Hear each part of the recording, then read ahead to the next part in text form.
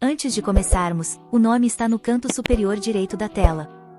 O mangá começa com um garoto chamado Enoch ajoelhado na frente de uma menininha chamada Leonora. Sua família costuma chamá-la de Rini. Ela pergunta o que está errado e o que ele quer. Enoch pede um descanso de 5 minutos. Rini olha para Enoch e instrui-o a repetir após ela: Clã Aya, não chore. Enoch argumenta que não está chorando. Então ela ordena que ele faça 100 golpes com a espada de madeira. Ele responde que estava a caminho de fazer isso quando Rini questiona o tom de sua voz. Ele grita com toda a sua força que está realizando a tarefa naquele exato momento. Ele pega a espada de madeira e começa a cumprir a ordem de Rini com um olhar cansado. Rini observa tudo isso e se pergunta quando eles vão crescer.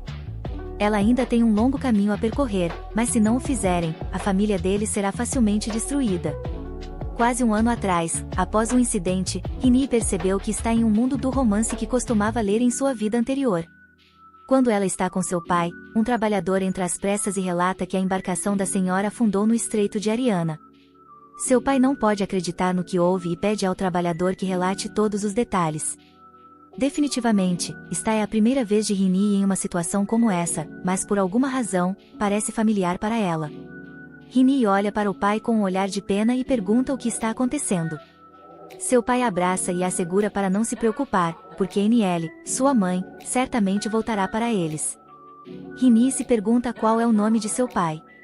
Quando ela coloca a mão na bochecha dele, ele pergunta se ela realmente está o confortando agora e sorri docemente. O trabalhador relata que alguns dizem que foi obra dos piratas de Saint-Tropez, que estavam mirando no imperador Anis. A imperatriz Anis era tão teimosa e queria ir junto com Nu, mas no final o imperador diz que não adianta culpar ninguém agora.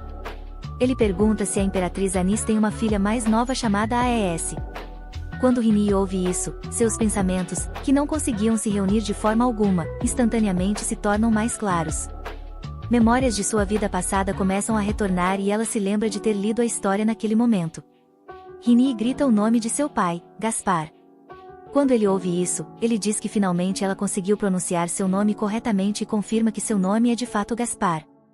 Naquele momento, ela lembra de tudo, onde viu o nome de seu pai e em que lugar ela agora vive. Gaspar da Ia, uma família que foi exterminada sem pestanejar de um romance que ela leu em sua vida anterior. Antes de morrer, até mesmo o sobrenome deles tem um significado, significa insignificante, mas Rini não conseguia entender por que se tornará uma personagem secundária. Então ela lembra que se mudou para o corpo de uma personagem secundária que nem sequer aparece na história em sua vida passada. Ela vivia tranquilamente e fazia o que lhe mandavam. Seu pai adotivo, o chefe da Segurança Nacional, escolhia o caminho para ela seguir. Rini seguiu seus passos e se tornou uma agente especial, aprendendo tudo relacionado a isso. Ela acreditava que um dia seu pai adotivo a reconheceria, que a amava como sua própria filha, e ela viveria em uma família normal com uma vida normal. Mas ela foi traída por seu pai adotivo e morreu sozinha. Até agora, Rini tinha vivido feliz como a filha mais nova da família ducal, sem memória de sua vida passada. De acordo com suas memórias, Leonora, a filha mais nova do Duque Gaspar, deixará este mundo mortal aos 19 anos de idade devido a uma doença.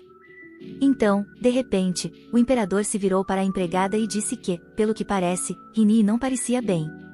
Ele pediu para ela prestar atenção especial a Rini. Nesse ritmo, não é apenas Gaspar, mas toda a família Aya que terá um final horrível e mortal. Rini não vai viver uma vida ansiando pelo amor de outra pessoa como em sua vida passada, mas ela é apenas uma personagem secundária que seu pai ama muito agora que ela se lembrou de tudo, ela não vai deixar esse enredo do romance avançar. Rini tem 2 objetivos: primeiro, sobreviver, e depois garantir que toda a família sobreviva. Neste ponto, Rini foi para o quarto de seu irmão e pensou que iria ensiná-los. Rini entrou no quarto de seu irmão e pensou que eles precisam de sua ajuda, apesar do fato de que Rini fez uma promessa a si mesma de que não deixaria o caso seguir conforme o enredo. Ela tem vivido no corpo de uma criança por 3 anos e durante esse tempo percebeu que era ingênua e que não era tão fácil encontrar uma solução. O cara de cabelos loiros, que parece tão inocente como um anjo descido do céu, é seu terceiro irmão, seu nome é Enoch Gendeldeia.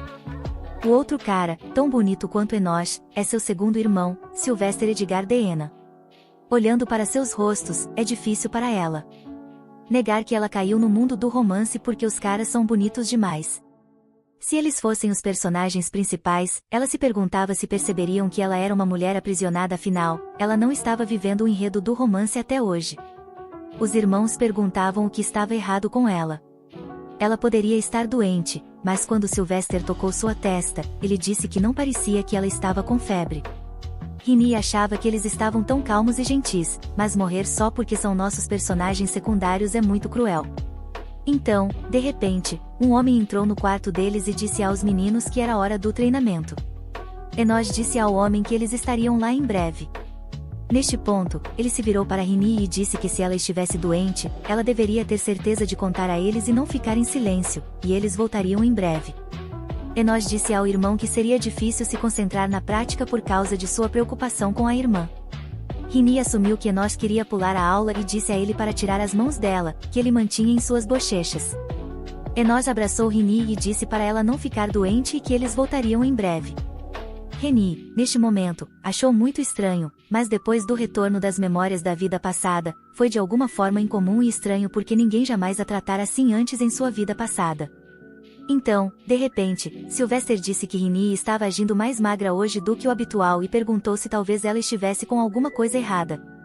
Então, de repente, uma voz masculina foi ouvida perguntando o que aquele garoto estava fazendo ali e mandou-o ir logo para o treino. Neste ponto, Rini achou que não poderia contar ainda e percebeu que encontrar eles não a havia ajudado muito até agora, então Rini decidiu partir para a ação e precisa entender a situação agora. Ela se aproximou da mesa, pegou um pedaço de papel e pensou que se escrevesse em letras coreanas, ninguém deveria entender. Rini começou a escrever seu nome e escreveu que era a única filha da família Aya, com 3 anos de idade. Ela está destinada a morrer de uma doença incurável aos 19 anos. O pai de Ren, Gaspar, é o duque do império e o braço direito do imperador. Sua mãe, a duquesa Nu, é a única almirante feminina do império. Após dar à luz, ela partiu com sua amiga íntima, a imperatriz, e 3 anos depois foi sequestrada por piratas e desapareceu. Rumores começaram logo após NL desaparecer. Entre as crianças Aena, alma que herdou o sangue da família imperial. O oráculo contou para todos e rumores se espalharam de que Nol tinha conspirado com um membro da família imperial. A prova era o conteúdo no pergaminho. Além da tristeza de perder sua esposa, Gaspar ficou arrasado ao descobrir, pelos rumores, que ela o havia traído, presumindo que o filho ilegítimo fosse Rin. Ele gradualmente se afastou dela. No entanto, logo ele recusou a obedecer à família imperial. A causa dessa traição foi a morte de Rini. A única cura para sua doença é um elixir, que o protagonista do romance, AES, que sofria da mesma doença, obteve. A morte de sua filha, de quem ele tinha virado as costas, foi a causa da traição. Mas Rini achou que não fazia sentido de alguma forma. Talvez fosse o caráter de Gaspar, um personagem menor patético que nunca poderia expulsar um filho ilegítimo. Ela começou a sentir um sentido penetrante de culpa quando Rini, sofrendo de uma doença, eventualmente morreu. A história original não especificou exatamente qual dos filhos era ilegítimo, mas ainda assim era Rini, já que seus 3 irmãos se parecem muito com Gaspar. Assim que esse rumor se espalhou, seu pai afetuoso, seguido pelo ducado inteiro, se voltou contra ela sem pestanejar. Se ela deixar pra lá, morrerá cedo nesta vida, então ela tem que de alguma forma conseguir o elixir primeiro. Mas antes disso, ela tem que superar o deserto interminável atrás dele e o grande oceano. A única pessoa que pode colocar as mãos no elixir único é nem o protagonista nem mesmo Sua Alteza o Imperador, mas o primeiro irmão de Rin, cujo rosto ela nunca viu, um cara chamado Zachary. Então, por que seu primeiro irmão, Zachary, deu o elixir a AES e não para sua própria irmã, Rini? Isso porque Zachary era o segundo personagem masculino principal na história original. Aparentemente, para ele, ver sua amada AES sofrer era completamente incomparável a sua irmãzinha morrendo. Como sempre, o protagonista masculino geralmente é um tolo que não vê nada além de amor.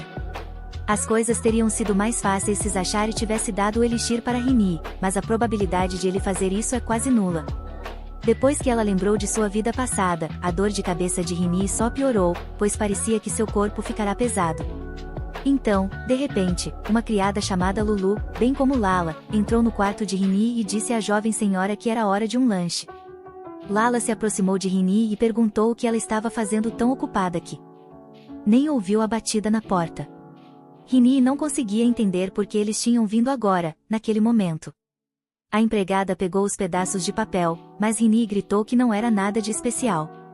Ela pensou que não podia deixá-los perceber que eram letras. Lulu disse que achava que Rini estava aprendendo e estava rabiscando. Mesmo os rabiscos de Rini são tão fofos. Ela pensou que era uma coisa boa ainda ser uma criança. As empregadas lhe deram comida e desejaram um bom apetite. Lala disse que o cozinheiro não pôde fazer seu suco favorito porque faltavam ingredientes.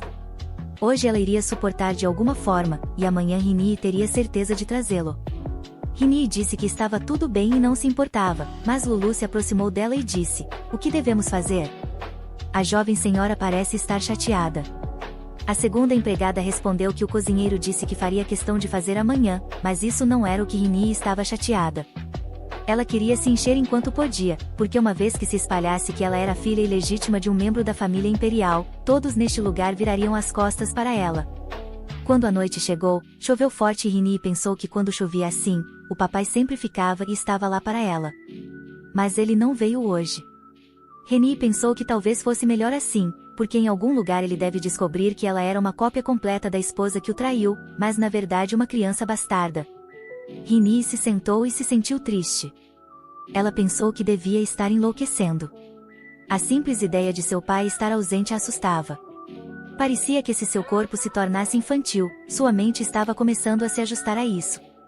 Comparado à solidão em sua vida passada, o tempo que passava com seu pai era apenas um momento, mas ela já sentia falta do calor dele. Por volta desse horário, rumores se espalharam por toda a propriedade e até Lulu e Lala não mais estariam ao lado dela. Rini pensou: eu me tornei fraca, e se isso continuar, eu não sobreviverei neste mundo. Rini se sacudiu e pensou em se recompor e se concentrar no que tinha que fazer agora, ou seja, obter o elixir a qualquer custo. Mas não seria tão fácil. Na manhã seguinte, quando Rini acordou, ficou muito surpresa porque as empregadas entraram em seu quarto. Elas lhe desejaram bom dia, e Lulu disse que a senhorita estava tão doce mesmo depois de sua soneca. Rini não conseguia entender o que elas estavam fazendo ali. Porque isso não era diferente de uma manhã normal. Talvez elas ainda não tivessem ouvido os rumores.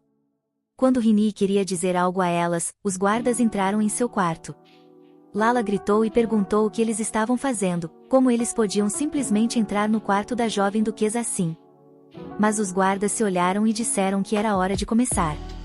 As empregadas não entendiam o que estava acontecendo. Elas lhes disseram para não ousarem tocar nas coisas da duquesa. Rini sabia disso. O guarda disse que o duque tinha ordenado que movessem o quarto da jovem senhora para uma mansão separada. Rini ficou perplexa com os acontecimentos, pois ela não era mais considerada parte da família. As empregadas estavam igualmente confusas, com uma delas sugerindo que isso poderia ser devido aos rumores que circulavam. Rini presumiu que elas já estavam cientes desses rumores. De repente, um guarda anunciou que, como eram servos da propriedade, não podiam mais servir Rini e deviam sair. No entanto, Rini estava preparada para isso. Rini foi então levada para uma pequena propriedade no meio da floresta.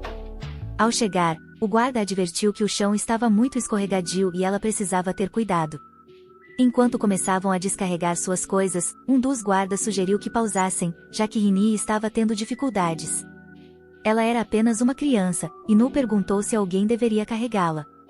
No entanto, outro guarda, Gasbar, rejeitou a ideia completamente. Gasbar questionou o que havia de tão bom em Rini para que ela fosse carregada, chamando-a de filha bastarda que havia traído seu duque, Anise. Outro guarda advertiu Gasbar para assistir suas palavras, já que não havia evidências diretas implicando Rini. Rini foi isolada até que uma decisão pudesse ser tomada sobre seu futuro. Neste momento, Rini pensou que os guardas não estavam sendo cuidadosos com suas palavras na frente de uma criança.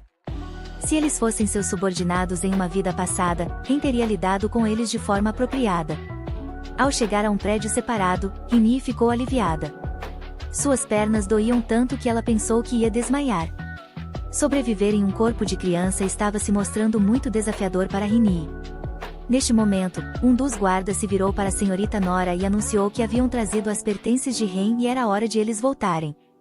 Rini ficou surpresa ao ouvir isso, mas quando se virou, viu Miss Nora, que lhe assegurou que cuidaria do resto. Miss Nora então perguntou a Rini, a quem ela se referia como a senhora, se ela havia chegado, embora tenha acrescentado que não tinha certeza se deveria chamá-la de senhora antes. Antes de Rini ser realocada para uma parte negligenciada da mansão, um lugar onde os serviçais raramente se aventuravam. Uma vez lá, Rini começou a compreender seu novo status como um pária. No entanto, ela sabia que seu tempo neste anexo seria breve, já que o imperador logo a declararia a filha ilegítima da família Aya. Essa decisão era iminente, impulsionada pelo medo de manchar a linhagem da família imperial com rumores. Rini sabia que não tinha chance de herdar nada. Rini, sentindo-se apressada, perguntou se podiam se mover mais rápido, afinal, ela estava bastante ocupada. Ela acrescentou um comentário sobre alguém que meramente existia em vão. Ao ouvir isso, Rini ficou chocada. Ela não conseguia acreditar que a garota tinha feito tal observação. Ela pensou que teria que ser paciente. Os servos do Duque Agashia, que eram muito leais a Gaspar, talvez não apreciassem o fato de Rini ser uma criança bastarda. No entanto, Rini não conseguia compreender os sentimentos dessa mulher por Gaspar. Era apenas devoção simples ou algo mais? Quando chegaram ao quarto, a garota o abriu e anunciou que Rini o usaria. Antes de sair, ela disse a Rini para perguntar se havia algo que ela não entendesse. Rini perguntou sobre o comentário anterior sobre aqueles que existem inutilmente. Nora sorriu e perguntou a Rini o que ela achava, aguardando uma resposta. Ela revelou que estava se referindo à falecida esposa do Duque, uma mulher insignificante e infiel. O resultado desse caso sujo foi Rini. Rini ficou intrigada com o motivo de todos os servos desta família serem como Nora, ousando dizer tais coisas para uma criança. Nora até ousou chamar a esposa amada do chefe da família de suja. Segundo Nora, essa era sua punição. Se dependesse de Nora, ela sempre estaria lá para proteger seu Duque. Rini ficou chocada. Sua mãe, cujo rosto nem conseguia lembrar, estava sendo difamada. Por que ela deveria tolerar isso? Então, ela disse a Nora que era hora de ela acordar de seu sono. Independentemente do que acontecesse, seu pai não se importava com ela. Nora ouviu isso e interveio, questionando como poderia ser que Rini não fosse sua filha e que houvesse sangue sujo correndo por ela. Nesse momento, Rini deixou sua mochila cair e avançou em sua nova empregada. Os guardas, que haviam se afastado um pouco da mansão, não perceberam o que era o barulho, mas parecia vir de dentro da casa. Nesse momento, Rini agarrou Nora pelos cabelos. Por mais que Nora tentasse se soltar, ela não conseguia. Ela não entendia como Rini, uma criança, tinha tanta força. Quando Nora finalmente conseguiu se soltar, ela golpeou Rini, mas ficou surpresa quando Rini nem sequer piscou. Nora não conseguia entender por que uma criança normal nessa situação não se mexeria. Nesse momento, os guardas correram para a mansão e perguntaram a Rini o que estava errado. Nora, arrumando o cabelo, respondeu que não era nada, apenas que Rini ainda não estava acostumada com seu novo ambiente. Rini percebeu que Nora havia mentido. Pensando, Nora não era estúpida afinal e valorizava sua vida. Rini entendia quando sua família e servos expressavam abertamente opiniões, mas não toleraria ser menosprezada por aqueles como ela. Rini se aproximou de um dos guardas, puxou-lhe a manga e disse que só queria comer. Mas naquele momento, ela decidiu agir como uma criança normal. Na verdade, ela estava com muita fome, pois tinha gasto muita energia. Os guardas olharam para Nora com um olhar de julgamento. Então, Nora se virou para Rini e disse para ela esperar um momento.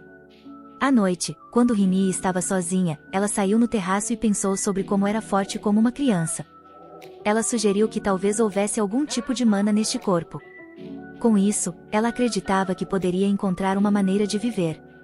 Rini esperava que, com o tempo e o enredo do romance como seu guia, pudesse aprender a controlar sua mana. De repente, houve uma batida na porta. Rini ficou perplexa, pois não estava esperando nenhum visitante. Ela se perguntou se era Nora buscando vingança. Para sua surpresa, quando a porta se abriu, era seu cozinheiro, Lombardi. Rini ficou tão surpresa que gritou o nome dele. Lombardi expressou surpresa por Rini se lembrar do nome de um homem de tão baixa linhagem. Quando Rini perguntou o que ele estava fazendo ali, Lombardi tirou uma garrafa de uma sacola e explicou que trouxera suco para ela. Ele ouvirá que ela estava chateada por não ter conseguido suco no dia anterior e isso o incomodara, então ele decidiu fazer um para ela. Rini ficou tocada com esse gesto. Ela pegou o frasco dele e agradeceu. Nesse momento, outro homem entrou no quarto e perguntou o que Lombardi tinha dado a Rini.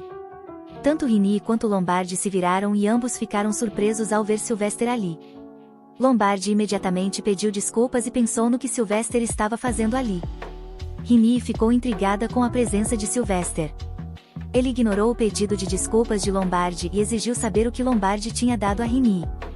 Rini presumiu que Sylvester estava ali por causa dos rumores. Lombardi, incapaz de responder à pergunta de Sylvester, ficou nervoso. Rini decidiu não ser intimidada e se manter firme. Sylvester insistiu para que Lombardi respondesse à sua pergunta. Lombardi admitiu que queria dar a Rini um pouco de suco. Sylvester então perguntou quem tinha ordenado que ele fizesse isso. Quando Lombardi permaneceu em silêncio, Sylvester perguntou se ele tinha permissão do Duque. Lombardi admitiu que não tinha. Rini ficou irritada com Sylvester. Ela não conseguia entender por que ele tinha vindo até ali para discutir com ela sobre Lombardi cuidando de uma criança nascida fora do casamento.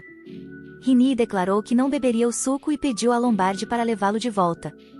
Enquanto tentava devolvê-lo, Lombardi o derrubou. Rini percebeu que tinha machucado a perna e disse que era apenas um pequeno arranhão e que estava bem, mas naquele momento Sylvester veio até ela, a pegou nos braços e pediu a Lombardi para chamar um médico imediatamente. Sylvester perguntou a Rini se ela estava machucada e a colocou no sofá.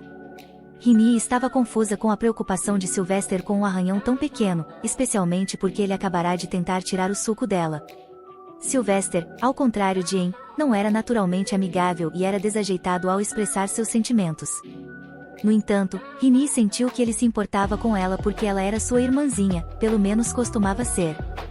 Sylvester repetiu sua pergunta e ofereceu-se para examinar o ferimento. Quando ele se aproximou, Rini o empurrou e disse para ele sair. Ela decidiu reprimir seus sentimentos para o futuro, tinha que ser assim. Rini repetiu sua exigência para que ele saísse. Sylvester perguntou a Rini se ela realmente queria que ele saísse e por quê. Naquele momento, Rini pensou que não queria repetir os erros de sua vida passada. Era tarde, mas ela estava tentando deixar seus sentimentos de lado, pelo menos por agora. Talvez tudo fosse apenas um sonho em que ela queria ter uma família. Sylvester perguntou por quê, mas Rini disse para ele não chamá-la assim. Quando Sylvester ouviu isso, aquelas palavras ecoaram em sua cabeça. Ele não conseguia ouvir mais nada. Depois de alguns minutos, ele perguntou o que isso significava. Naquele momento, Rini sentiu um calafrio repentino. Ela assumiu que ele estava usando mana nela. Sylvester continuou pedindo para ela responder. Rini se perguntou como poderia responder se ele congelasse sua boca. Ele mesmo havia reagido tão bruscamente por algum motivo que ela não entendia. Era uma sensação mais fria do que a descrita no livro. Se continuasse assim, seria perigoso, um frio que se estendia até as pontas dos dedos. Nesse momento, um médico e uma criada correram para o quarto. A criada Lulu perguntou a Sylvester o que ele estava fazendo. Lulu queria se aproximar de Rini e perguntou se ela estava bem, mas Sylvester disse para ela ficar longe porque precisava ouvir a resposta de Rini. Nesse ponto, Rini pensou que Sylvester devia estar fora de controle por causa do que ela tinha dito. Ela queria que alguém a ajudasse, mas não conseguia dizer uma palavra. Sylvester, com uma voz fria, exigiu que ela respondesse. Rini sussurrou que estava com muito frio. Então, ele perguntou novamente, porque não tinha ouvido nada. Rini gritou com todas as suas forças que estava com frio. O rapaz ficou muito surpreso. Ele não esperava usar mana. A garota começou a se sentir tonta por causa do frio. Nesse ponto, ela começou a cair e pensou que lidaria com Sylvester mais tarde e contaria tudo ao seu pai. Mas, naquele momento, ela se lembrou de que não tinha mais um pai. Com esses pensamentos, Rini desmaiou. Quando acordou, era noite lá fora. Ao abrir os olhos, ela não percebeu onde estava. De repente, ouviu a voz do conde dizendo que ela finalmente havia acordado. Rini ficou muito surpresa ao ver seu pai Gaspar. Ela não conseguia entender o que Gaspar estava fazendo no anexo. Ela se perguntou se ele tinha vindo aqui porque estava preocupado com ela. De repente, Rini espirrou. Ela se desculpou, mas Gaspar disse que não era nada. Sylvester estava atrás da cortina e Gaspar, ao vê-lo, disse que podia vê-lo perfeitamente bem. Rini se perguntou há quanto tempo ele estava ali, observando. Gaspar se virou para Sylvester e perguntou se ele tinha algo a dizer à sua irmã. Sylvester se aproximou dela. Gaspar olhou para ele com raiva e disse para ele falar logo. Naquele momento, Rini pensou que um estranho rumor tinha chegado a Sylvester. Naquela manhã, ele tinha vindo até a casa, mas, por algum motivo, estava chateado porque Anise estava indo bem sem eles. Sylvester pediu desculpas a ela. Rini se perguntou se ele realmente achava que tinha se desculpado e tudo.